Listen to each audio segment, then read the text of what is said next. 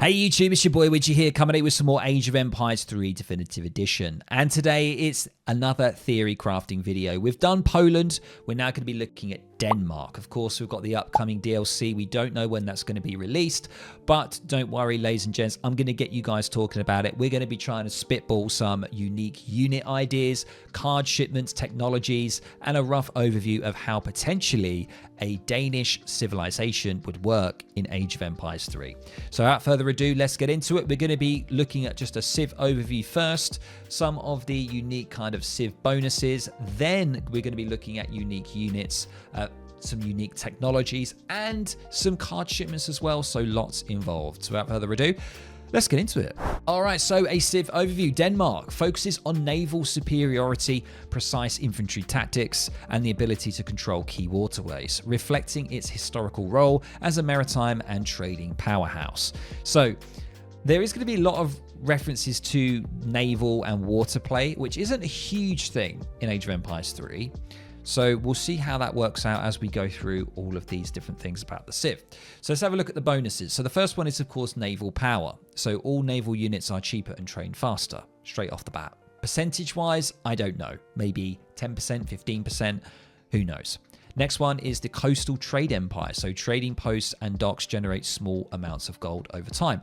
So you're still looking at that passive kind of play, similar to some of the newer Civs like Inca, for example, Sweden, Italy, doing the kind of passive generation of resources. We could see something like that maybe for Denmark. And finally, resilient infantry. So infantry units gain minor bonuses to HP, reflecting Denmark's disciplined forces. All right, let's have a look at some of the unique unit ideas. So the first one is the Huskarl. I don't know how well this would really work because it is essentially like a Viking, isn't it? It's a very classic Viking look. You've got the classic axe, very round shield, and the iconic kind of helmet as well. So could it work in Age of Empires 3 in the colonial period? I'm not too sure, but if it did, it would probably be a heavy melee infantry. It'd be very resistant to range attacks, and it'll be a great frontline infantry unit. And the historical significance, of course, is it's inspired by Denmark's Viking and medieval retainers, of course. So would that work? Would it not? Let me know down in the comments below. I'm not entirely sure. Moving on to the next one, it's the Jaeger. So this would be a light gunpowder infantry, of course. We already have Jaegers anyway in the game, so maybe this could be the civilization that actually can just create them without having to have any kind of tech or card shipment or whatever, or you could actually just create this unit from the barracks. Pretty much, it'd be a great skirmisher, really good at long range, very good against heavy infantry, light cav, sorry. You know what Jaegers are good for. So there we go. And the historical significance is it represents Denmark's elite sharpshooters who excelled in irregular and guerrilla warfare. There we go. Moving on to the next one, we have something interesting here. It's the Dansk Lorber, I think it is. And this is going to be a kind of like a musketeer, a heavy ranged infantry. The special ability being balanced performance in ranged and melee combat. So that meaning we could have a musketeer with quite a high sort of melee attack, so can kind of deal with cavalry maybe a bit better than the standard musketeer, which would be kind of cool. And the historical significance is the standard Danish muskets, which were equipped with bayonets and flintlock muskets. There we go. So we can call it the Dansk Lorber, if that's how you pronounce it. Hopefully it is. And finally, it's kind of another kind of grenadier unit here. So once again, another grenadier style unit, being able to lob those grenades. And yeah, it would just be a good unit that can siege buildings, that can disrupt enemy formations, and sort of light armored infantry. So very similar once again to our Polish counterpart there. All right, let's have a think about some unique technologies. Maybe you could get these from the church, for example. Let's have a look. We've got 3 unique technologies. Let me know what you think. So the first one we're going to call is the Kalmar Union here. So it provides economic and military bonuses when allied with other Scandinavian civilizations. So that's an interesting one. So how would you maybe ally with other Scandinavian civilizations? Maybe there's something you can do, or some building or unique building you can use to ally with them. I'm not entirely sure. The historical context to that, is that it reflects Denmark's leadership during the Kalmar Union, which unified Scandinavian nations. So maybe you could have something like that. Don't know what you would do, but as again, I don't have all the answers, ladies and gents. I want to get you guys talking, so let me know down in the comments below if there's any other kind of sort of design or ideas that you might have. The next one is the sound toll here. So generates gold from enemy ships passing your nearby docks or your trading posts. Once again, how good this would be, it's only going to really be good on a really sort of water map where your opponent's going to play. Apart from that, I don't think it's going to be hugely effective, unfortunately. We've got naval bombards as well, which increases the attack range and damage of all your naval and coastal defenses. This one could be quite good. You could get this from like a church tech or something, which is quite nice. Moving on to some unique card shipments then. We've got 4 card shipments here. And the first one is an Age 1 card shipment called Viking Plunder. And I like the artwork of this.